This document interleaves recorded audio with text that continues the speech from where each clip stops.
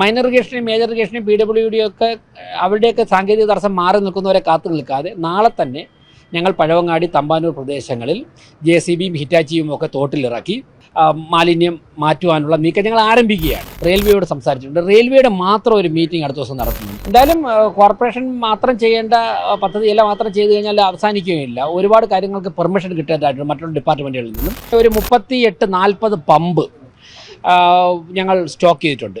വെള്ളം എവിടെയെങ്കിലും പൊങ്ങുമ്പോഴേക്കും ജെറ്റ് പമ്പുകളൊക്കെ ഉപയോഗിച്ച് ഈ വെള്ളം പമ്പ് ചെയ്ത് മാറ്റുവാൻ വേണ്ടി ഞങ്ങൾ ചെളി ഉൾപ്പെടെ പമ്പ് ചെയ്ത് മാറ്റുവാൻ ആവശ്യമായ പമ്പുകൾ ശേഖരിച്ചിട്ടുണ്ട്.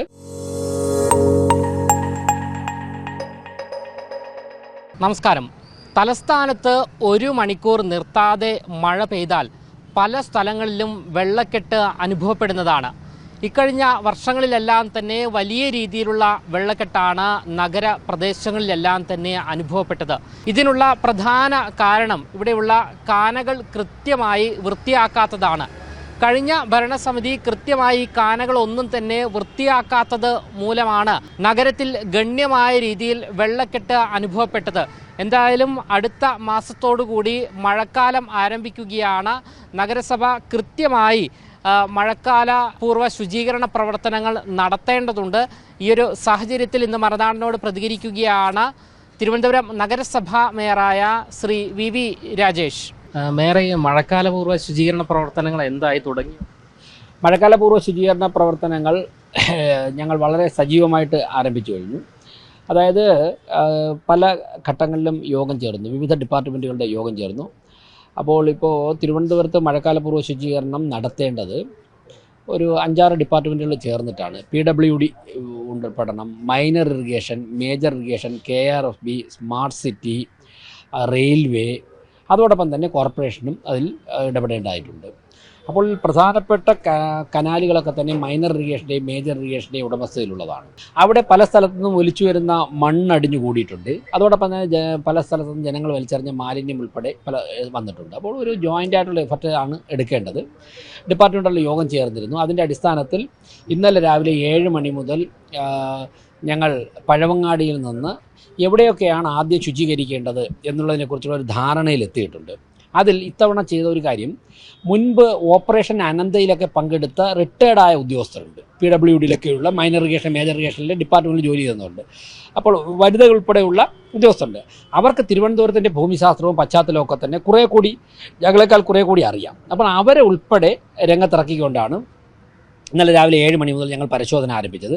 അതിൻ്റെ അടിസ്ഥാനത്തിൽ ചില തീരുമാനങ്ങൾ എടുത്തിട്ടുണ്ട്. അപ്പോൾ ആദ്യം ഈ മൈനർ ഇറിഗേഷൻ്റെയും മേജർ ഇറിഗേഷൻ്റെയൊക്കെ ഡിപ്പാർട്ട്മെൻറ്റുകൾക്ക് ഇപ്പോൾ കോഡ് ഓഫ് കോണ്ടാക്റ്റ് നിലവിലുള്ളത് കൊണ്ട് ഫണ്ട് റിലീസ് ചെയ്യാനൊക്കെ ചില ബുദ്ധിമുട്ടുകൾ അവർ പറയുന്നുണ്ട്. അപ്പോൾ കോർപ്പറേഷൻ നേരത്തെ തന്നെ ഇത് മുന്നിൽ കണ്ടുകൊണ്ട് കഴിഞ്ഞ തെരഞ്ഞെടുപ്പ് പ്രഖ്യാപനത്തിന് മുമ്പ് തന്നെ കൗൺസിലിൽ ഇക്കാര്യങ്ങൾ പാസ്സാക്കിയിട്ടുണ്ട്. അപ്പോൾ ഞങ്ങൾ കുറച്ച് കാര്യങ്ങൾ ചെയ്യാൻ സാധിക്കും. അപ്പോൾ ഈ മൈനർ ഇറിഗേഷനും മേജർ ഇറിഗേഷനും PWD ഒക്കെ അവരുടെയൊക്കെ സാങ്കേതിക തടസ്സം മാറി നിൽക്കുന്നവരെ കാത്തു നിൽക്കാതെ നാളെ തന്നെ ഞങ്ങൾ പഴവങ്ങാടി തമ്പാനൂർ പ്രദേശങ്ങളിൽ JCBയും ഹിറ്റാച്ചിയും ഒക്കെ തോട്ടിലിറക്കി മാലിന്യം മാറ്റുവാനുള്ള നീക്കം ഞങ്ങൾ ആരംഭിക്കുകയാണ്. അതിനുശേഷം മറ്റുള്ള ഡിപ്പാർട്ട്മെൻറ്റുകളൊക്കെ തന്നെ അതിനോടൊപ്പം ചേരുമെന്നാണ് ഞങ്ങൾ പ്രതീക്ഷിക്കുന്നത്. റെയിൽവേയോട് സംസാരിച്ചിട്ടുണ്ട്. റെയിൽവേയുടെ മാത്രം ഒരു മീറ്റിംഗ് അടുത്ത ദിവസം നടത്തുന്നുണ്ട്. അപ്പോൾ പരമാവധി കോർപ്പറേഷന് മുൻകൈയെടുത്ത് ചെയ്യാൻ കഴിയുന്ന കാര്യങ്ങളൊക്കെ തന്നെ വളരെ നേരത്തെ ചെയ്തുകൊണ്ട് ഈ മാലിന്യ സംസ്കരണം നടത്തുന്നത് പോലെ വെള്ളക്കെട്ട് പ്രശ്നം പരിഹരിക്കുവാനുള്ള നീക്കങ്ങളും ആരംഭിച്ചിട്ടുണ്ട്. അതായത് രൂപരേഖ കൃത്യമായി തയ്യാറാക്കി എന്നുള്ളതാണ്. തയ്യാറാക്കിയിട്ടുണ്ട്. എക്സ്പീരിയൻസ് ഉദ്യോഗസ്ഥർ ഉൾപ്പെടെ രംഗത്തിറക്കിയിട്ടുണ്ട്. എന്തായാലും കോർപ്പറേഷൻ മാത്രം ചെയ്യേണ്ട പദ്ധതിയെല്ലാം മാത്രം ചെയ്തു കഴിഞ്ഞാൽ അവസാനിക്കുകയില്ല. ഒരുപാട് കാര്യങ്ങൾക്ക് പെർമിഷൻ കിട്ടേണ്ടതായിട്ടുണ്ട് മറ്റുള്ള ഡിപ്പാർട്ട്മെൻറ്റുകളിൽ നിന്നും. അവരുടെയൊക്കെ തന്നെ ഉപകരണവും അവരുടെയൊക്കെ തന്നെ ജില്ലാ കളക്ടറെയൊക്കെ തന്നെ ഇടപെടലും സാമ്പത്തിക സഹായമൊക്കെ വേണം. എന്തായാലും കോർപ്പറേഷൻ നേരത്തെ തന്നെ ആരംഭിക്കുകയാണ്. ഞങ്ങൾ ചെയ്യേണ്ടതായിട്ടുള്ള ഞങ്ങളെ കൊണ്ട് സാധിക്കുന്ന എല്ലാ കാര്യങ്ങളും ചെയ്യും. നാളെ തന്നെ ഈ നമ്മുടെ റെയിൽവേയുടെ പ്രോപ്പർട്ടിയും PWDയുടെ പ്രോപ്പർട്ടിയും തമ്മിൽ ചേരുന്ന ഭാഗമുണ്ട്. തമ്പാനൂർ ഭാഗം, ആമേഴഞ്ചാന്തോൻ്റെ തമ്പാനൂർ ഭാഗം, അവിടെ ഉള്ള ക്ലീനിങ് നാളെ തന്നെ ആരംഭിക്കും. അതിനുശേഷം പഴവങ്ങാടി ഭാഗത്തേക്ക് പോകും. പിന്നെ തമ്പാനൂർ ബസ് സ്റ്റാൻഡിനകത്ത് രാജാജി നഗർ വന്ന് സംഗമിക്കുന്ന ആ ഭാഗത്ത്, ആ തോട് സംഗമിക്കുന്ന ആ ഭാഗത്ത് അവിടെ കുറച്ച് കൂടുതൽ മാലിന്യമുണ്ട്. അവിടെ കുറച്ച് ക്ലീൻ ചെയ്യേണ്ടതായിട്ടുണ്ട്. ഒഴുക്കിൻ്റെ തടസ്സമുണ്ട്. മറ്റൊന്ന് സ്റ്റാൻഡിംഗ് കമ്മിറ്റി ചെയർമാൻ, ആരോഗ്യ സ്റ്റാൻഡിംഗ് കമ്മിറ്റി ചെയർമാൻ്റെ നേതൃത്വത്തിലുള്ള ഒരു സബ് കമ്മിറ്റി രൂപീകരിച്ചിട്ടുണ്ട്. അവർ ഈ ക്ലീനിങ് നടക്കുമ്പോൾ തന്നെ മറ്റു 38 വാർഡുകളിൽ നിന്നും ഞങ്ങൾക്ക് നിർദ്ദേശങ്ങൾ ലഭിച്ചിട്ടുണ്ട്. ഇപ്പോൾ വഞ്ചിയൂർ, കണ്ണമ്മൂലൊക്കെ പ്രദേശങ്ങൾ, ഇപ്പോൾ നന്ദകോട് ഞാൻ ഇന്നലെ പോയിരുന്നു.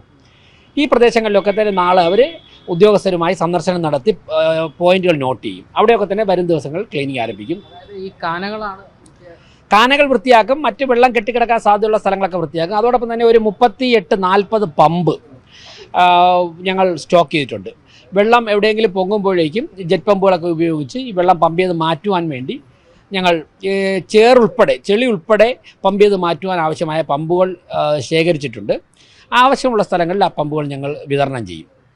തലസ്ഥാനത്തെ സംബന്ധിച്ച് 1 മണിക്കൂർ അല്ലെങ്കിൽ അരമണിക്കൂർ മഴ പെയ്ത് കഴിഞ്ഞാൽ വെള്ളക്കെട്ട് അനുഭവപ്പെടുന്ന സ്ഥിതിയാണുള്ളത്. അപ്പോൾ അത് ഈ വർഷം മാറാനുള്ള സാധ്യതയുണ്ട്. ആ ഒരു ഉറപ്പ് ജനങ്ങൾക്ക് നൽകാൻ സാധിക്കുമോ? ഞങ്ങൾ പരമാവധി ചെയ്യാൻ പറ്റുന്ന കാര്യങ്ങളൊക്കെ ചെയ്യും. ഇപ്പോൾ കൺസ്ട്രക്ഷൻ്റെയൊക്കെ വളരെ വർഷങ്ങൾക്ക് മുമ്പ് നടത്തിയ കൺസ്ട്രക്ഷൻ ചിലതൊക്കെ തന്നെ ദീർഘവീക്ഷണമില്ലാത്ത നടത്തിയതൊക്കെയാണ്.